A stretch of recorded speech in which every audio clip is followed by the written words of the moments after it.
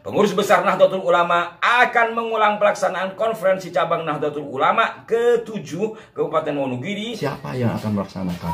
Begitu berat bagi kami, terutama di Wonogiri. Kalau PBNU mau mengadakan, silahkan. Hal yang penting bahwa berapa banyak berita kebohongan tentang berdirinya NU di situs-situs resmi milik NU atau Banumnya. Insya Allah saya orang pertama yang mengkritisi Abah Lutfi. Insya Allah saya juga yang siap menantang pada saat itu terhadap apa yang disampaikan oleh Faisal Asgaf berkaitan. Assalamualaikum warahmatullahi wabarakatuh. Salam jumpa, salam sejahtera untuk Anda semua. Salam persaudaraan dari kami Ara9 Channel. Tak lupa saya mengucapkan terima kasih tidak terhingga atas respon positif Anda terhadap konten-konten kami.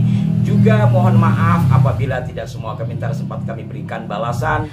Nah, saudara-saudaraku sekalian, sejak bergulirnya kajian nasab kaum Ba'alwi yang kemudian berkesinambungan pula atau berkelindan pula dengan pelurusan sejarah, walaupun sebenarnya pelurusan sejarah itu sudah lama kami lakukan, tetapi intensitasnya itu memang meningkat ketika adanya kajian nasab yang satu diantaranya dipelopori oleh Kiai Haji Imaduddin Utsman Al-Badani.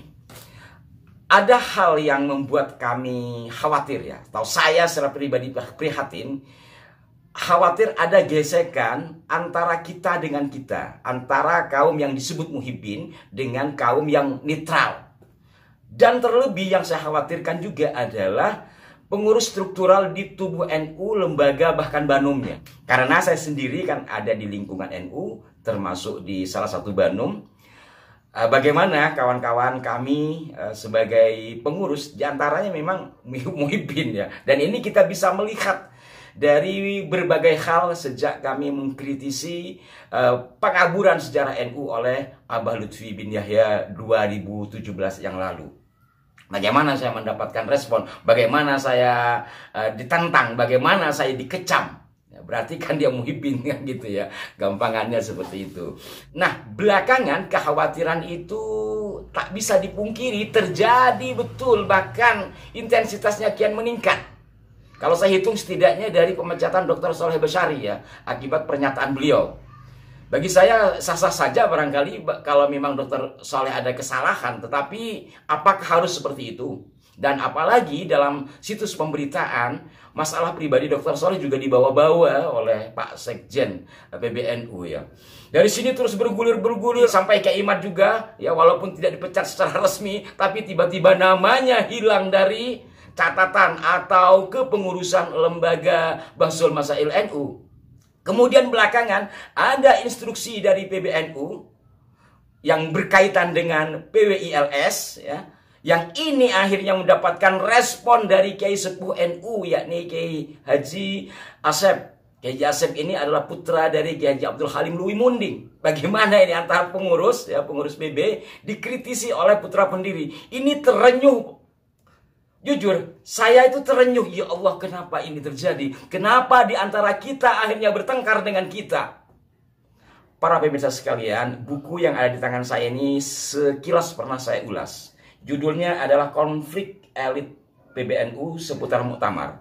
Buku ini menjadi acuan saya di dalam menelaah persoalan, katakanlah perseteruan antar pengurus, antar elit, dan bahkan antar elit dengan pengurus yang di bawah. Buku ini ditulis oleh Kiai Haji Khairul Anam. Ini buku tua aslinya ya, di mana beliau mengcapture persoalan yang terjadi di tubuh PBNU sejak masa Kiai Haji Idham Khalid sampai masa Gus Dur.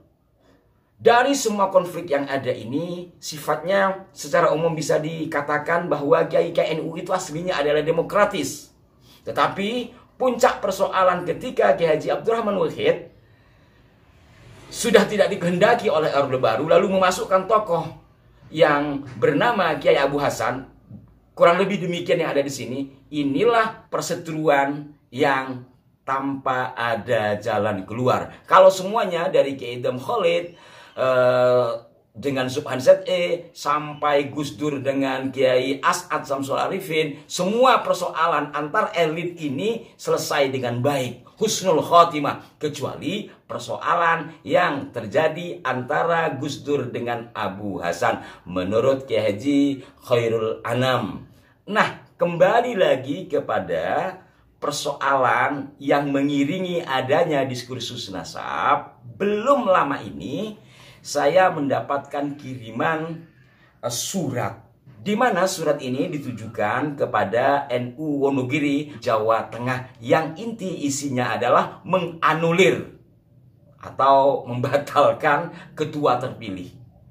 Saya bacakan singkat saja. Di sini menjawab surat pengurus cabang Nahdlatul Ulama Kabupaten Wonogiri nomor sekian-sekian.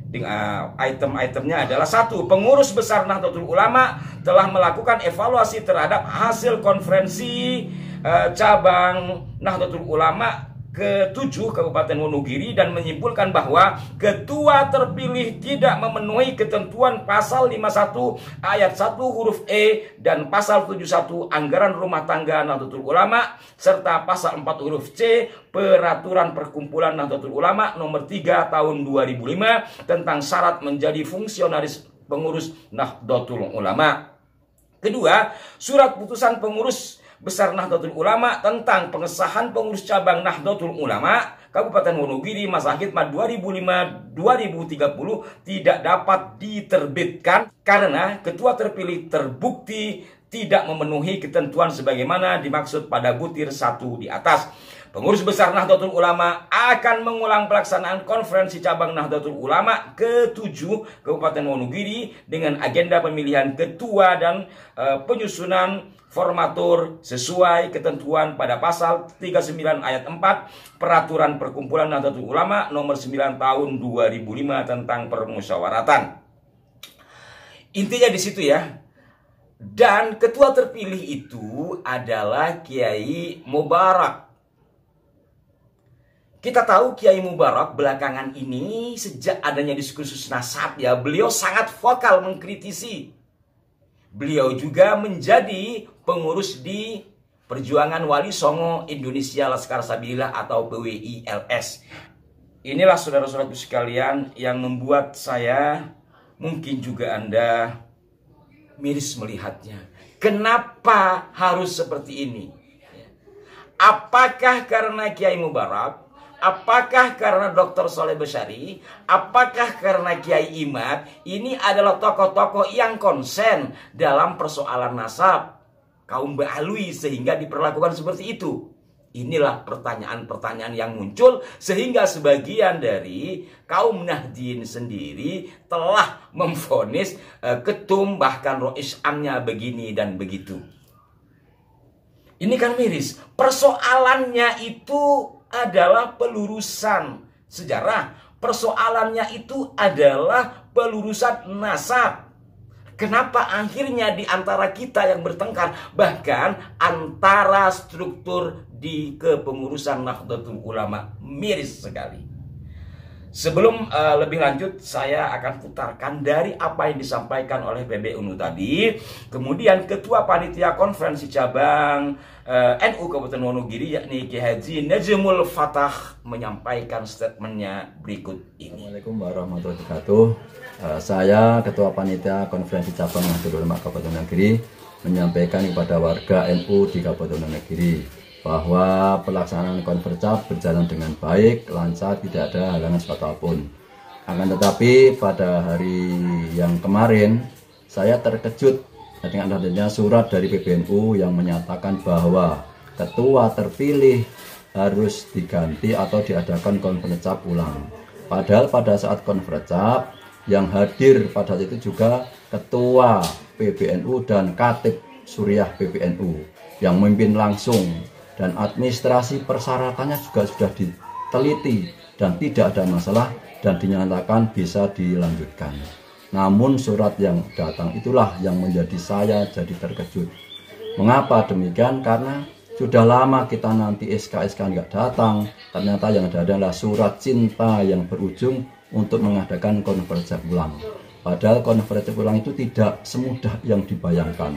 harus mendatangkan MBC, mengadakan surat undangan, membuat LPJ kembali.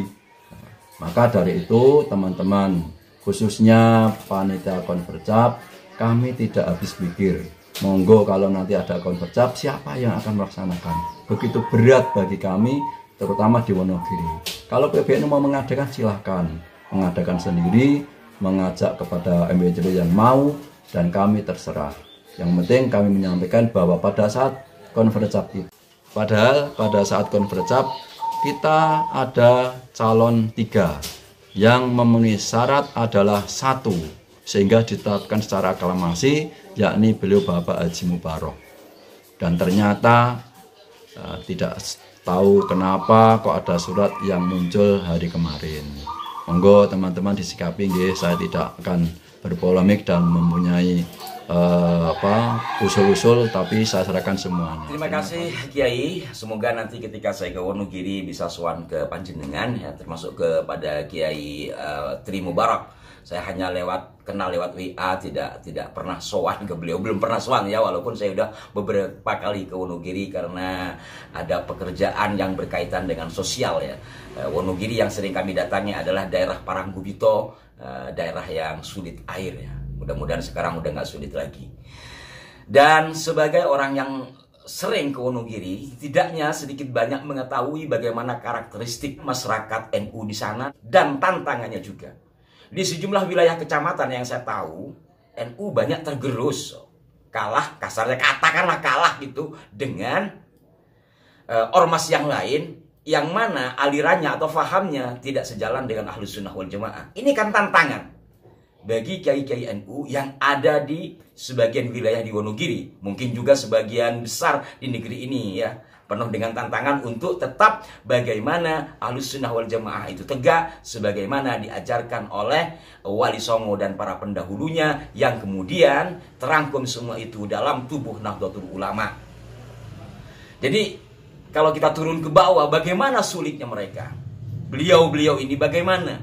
Nah, kemudian ada kiai yang konsen, lalu pemilihan beliau untuk kesekian kalinya, entah yang kedua mungkin ya, Kiai Mubarok ini dianulir. Padahal dalam pemilihan itu atau dalam konferensi itu juga dihadiri oleh perwakilan PBNU. Inilah yang mesti kita sikapi bersama, karena apabila kita melihat kaitannya dengan nasab, dengan sejarah, dua ini adalah penelitian. Sikapi pula dengan penelitian, kan begitu. Dan hal yang penting bahwa sejarah NU sendiri sudah diobok-obok. Bukan hanya NU, Ansor juga, ketokohan kiai-kiai NU juga, sanad keilmuan kiai-kiai NU juga telah banyak dikaburkan. Atau kita tidak perlu terlalu meluas lah, cukup sejarah NU. Berapa banyak berita kebohongan tentang berdirinya NU di situs-situs resmi milik NU atau banumnya. Sudahkah itu dihapus? Sudahkah itu diberikan penjelasan? Apakah cukup dengan penarikan buku yang menulis sejarah bohong NU yang diterbitkan oleh lembaga Ma'arif? Padahal buku-buku serupa itu tidak hanya diterbitkan oleh lembaga pendidikan Ma'arif, juga ada buku-buku umum. Bagaimana hal ini? Menurut panjenengan Pak Yai, mohon maaf kalau saya agak ngegas, karena saya merasa orang NU sehingga saya tergetar hati untuk menyampaikan hal ini, bahkan jauh-jauh hari sebelum ada persoalan nasab. Insya Allah saya orang pertama yang mengkritisi Abah Lutfi. Insya Allah saya juga yang siap menantang pada saat itu terhadap apa yang disampaikan oleh Faisal Asgab berkaitan dengan cacian dia terhadap Hadratus Syekh Hasyim Asy'ari. Mohon maaf, berikan masukan yang konstruktif. Wassalamualaikum warahmatullahi wabarakatuh.